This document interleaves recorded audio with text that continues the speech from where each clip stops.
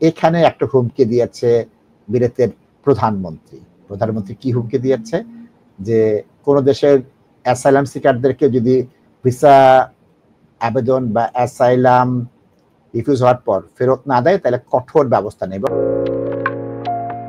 অর্থাৎ ভারত, পাকিস্তান, বাংলাদেশ সহ পৃথিবীর নানা রাষ্ট্র থেকে যে অ্যাসাইলাম আবেদনকারীরা বিলেতে আসেন, তাদের অ্যাসাইলামটা রিফিউজ হয়ে যাওয়ার পর ওই রাষ্ট্রের তাকে ফেরত নিতে হবে। ফেরত যদি না নেয় তখন কি করবে? সে তার বিরুদ্ধে কঠোর ব্যবস্থা নেবে। এবং এটাই কথায় বলা হচ্ছে কানাডার G7 সম্মেলনে, এবং লেনদেন ভিত্তিক, মানে তুমি দিবা আমি নিব, তুমি দিবা আমি নিব, এই হিসাবে করে তারা চাচ্ছেন। এবং এটা তারা সহযোগিতা করতে পারবেন কিনা আমি জানি না। এখানে বলা হচ্ছে যে 11টা দেশের সাথে প্রত্যাবর্তন চুক্তি আছে, যার মধ্যে আলবেনিয়া, ভারত, বাংলাদেশ, পাকিস্তান আছে। এই চুক্তির অধীনে তারা কিন্তু বাধ্য তাদের নাগরিকদেরকে ফেরত নেওয়ার জন্য। Failed asylum seeker, foreign criminal, এই সব রাষ্ট্র। সুতরাং এই 11টা রাষ্ট্রের ব্যাপারে তিনি আরো নতুন কঠোরতা নিতে চাচ্ছেন। এর বাহিরেও প্রধানমন্ত্রী নিজের উদ্যোগে আরো অন্যান্য রাষ্ট্রের সাথে এক্সট্রাডিশন চুক্তিটা করতে চাচ্ছেন। এক্সট্রাডিশন চুক্তি মানে হচ্ছে প্রত্যাবর্তন চুক্তি। প্রত্যাবর্তন চুক্তিটা হচ্ছে আপনার একটা রাষ্ট্রের সাথে একটা রাষ্ট্রের হয়। অর্থাৎ বিলেতি কোনো নাগরিক যদি বাংলাদেশে থাকেন এবং সেই নাগরিক যদি কোনো অপরাধ করেন বা অ্যাসাইলাম রিফিউজ হয়, তাকে বাংলাদেশ থেকে বিলেতে ফেরত পাঠানো হবে।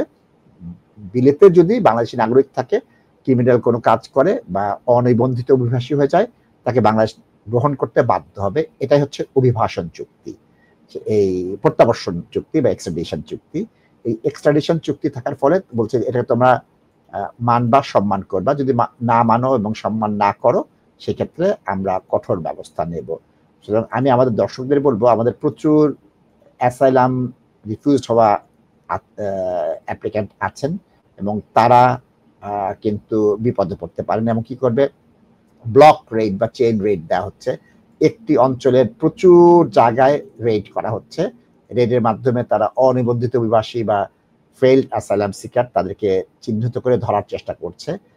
এক্ষেত্রে আপনারা সাবধান থাকবেন এবং সাবধান থেকে দেখার চেষ্টা করবেন যে আপনাদেরকে ফেরত দেওয়ার কোনো কার্যক্রম বিলেত সরকার নেওয়ার চেষ্টা করছে কিনা।